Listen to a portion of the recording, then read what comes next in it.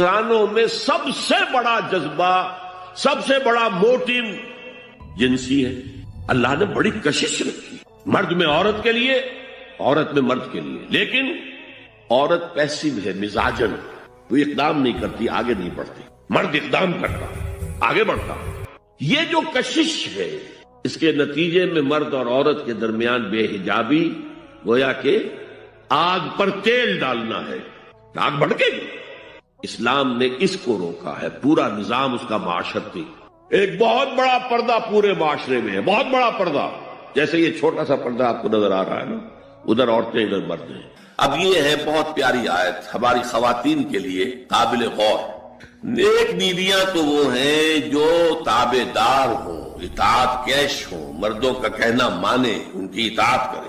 حافظات للغیب، اور غیب میں ان کے لیے محافظ بنے، ان کے مال کا کی بھی حفاظت کرے۔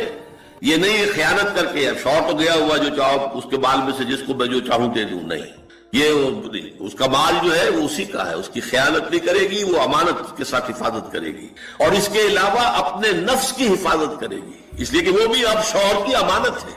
اب اس کا جو بھی جنسی معاملہ ہے وہ اس کے اپنے اختیار میں نہیں رہا، اس کو مل کے بزا کہتے ہیں ہماری فقہ کے اندر، کہ در حقیقت اس کا اختیار کامل اب شوہر کے ہاتھ میں آ چکا ہے، اس کے جنسی اعضاء جو ہے وہ شوہر کے کنٹرول میں ہے، مل کے بزا، ملکیت گویا کہ اس کی ہے، لہذا اس میں کوئی خیانت اگر وہ کر رہی ہے تو وہ بھی اس کے خلاف ہو جائے گا معاملہ۔ فالصالحات قانتات، تو نیک بیویاں وہ ہوتی ہیں جو تابع دار ہو، فرما بردار ہو، اور غیب میں یعنی شوہروں کی عدم موجودگی میں جبکہ وہ موجود نہیں ہے حفاظت کرنے والی ہوں، اور وہ حفاظت مال کی بھی اور اس کے ان کا اپنے نفس کی بھی، اور یہ کام آسان نہیں ہے، آپ کو معلوم ہے۔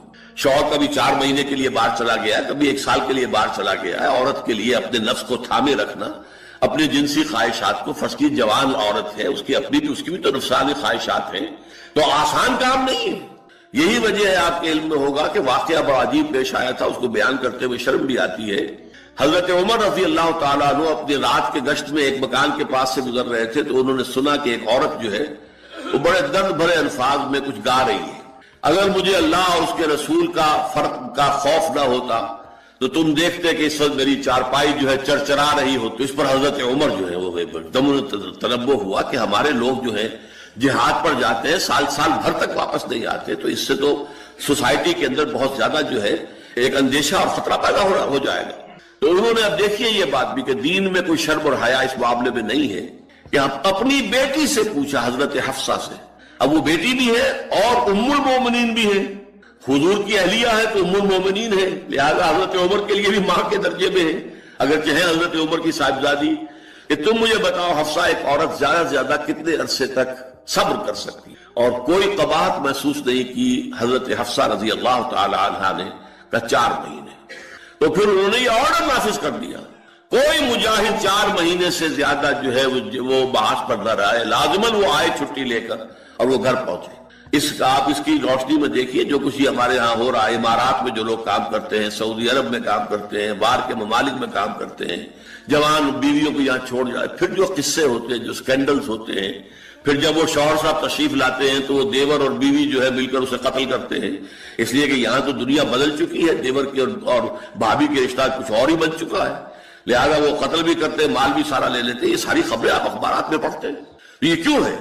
فطرت کے خلاف ایک طرز عمل آپ اختیار کر رہے ہیں، یا تو اپنی فیملیز کو ساتھ لے کر جائیے، یا یہ ہے کہ پھر یہ وقفہ کا جو ہے معاملہ زیادہ، میں سمجھتا ہوں اس حدیث کے بعد جو حضرت عمر کا فیصلہ تھا 4 مہینے کا، اس سے زائد جو ہے باہر سٹے کرنا، اپنے گھر نہ آنا، ایک اعتبار سے گناہ کے درجے کی بات ہو جائے گی۔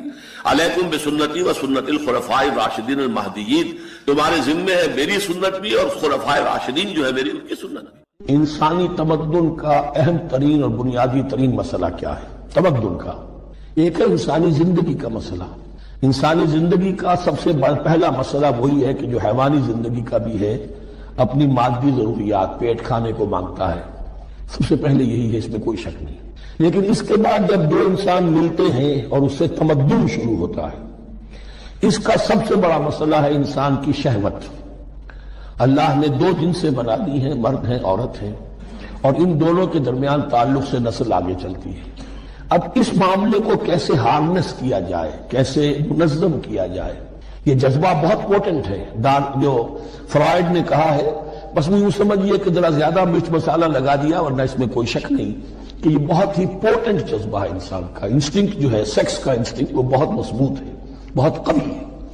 لیکن جو شاید اتنی قوی ہو اتنا ہی اسے پھر جو گھوڑا جتنا منہ زور ہو اتنا ہی اس کو لگام دینا جو ہے وہ آسان نہیں ہوتا، اس کے لیے پھر مشقت کرنی پڑتی ہے. تو اب اگر تو اس سیکس کو اوپن کر دیا جاتا، کھلا سیکس، فری سیکس، آج کل یہ لفظ استعمال ہوتا ہے فری سیکس، کیوس ہوتا، تمدن میں فساد ہو جاتا.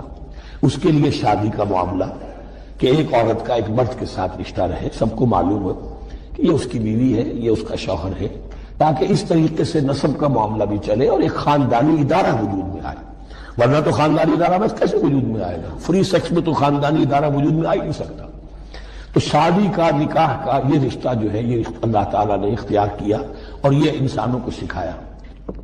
اور آج کی دنیا میں تو جو یہ مرد و عورت کی مساوات کا سلسلہ ہے یہ شیطان کا سب سے بڑا فلسفہ اور معاشرے میں فساد اور گندگی پیدا کرنے کا اس کا سب سے بڑا ہتھیار ہے.